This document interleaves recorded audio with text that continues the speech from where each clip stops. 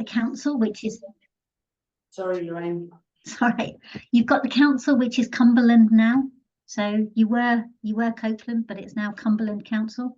And they spend your council tax in your area. They collect your bins. They're also responsible for the roads now because they're a unitary authority. They're responsible for any education in the area. They're responsible for adult social care services in the area. A whole bunch of stuff that Cumberland Council do. You've got the National Trust, who spend quite a lot of money in the area. They're a landlord. They run the campsite. They look after some of the environment because they own some of it, or they manage it on behalf of other people. So there's them. There's the Lake District National Park, who have a plan for you, which you know about, the area plan that you've seen, that was formed with the National Trust. And both the National Trust and the Lake District National Park spend money in your community.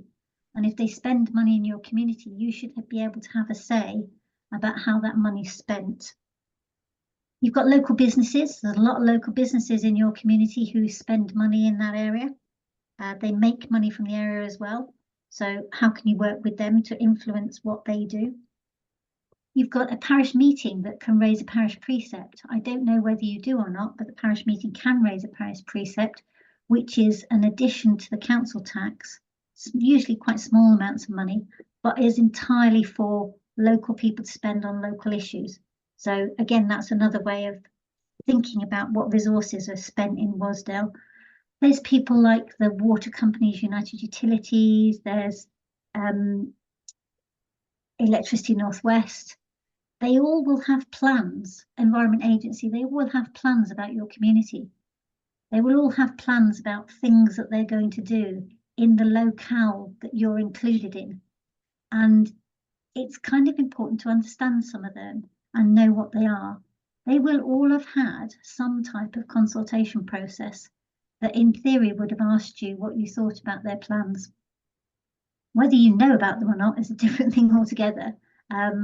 Cumberland, when they first formed as a local authority, put out a lot of their plans and asked people for feedback on them.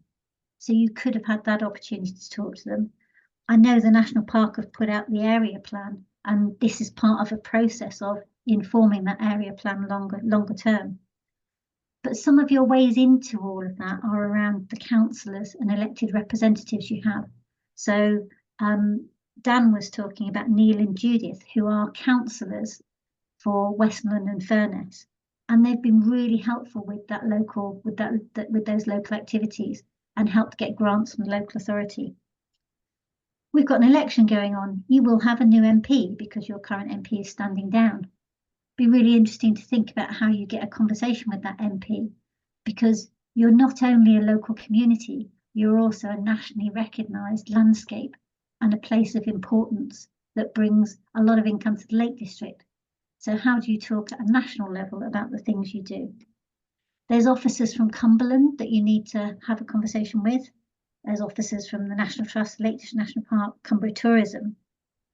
But the thing I would say to you is, what do you want?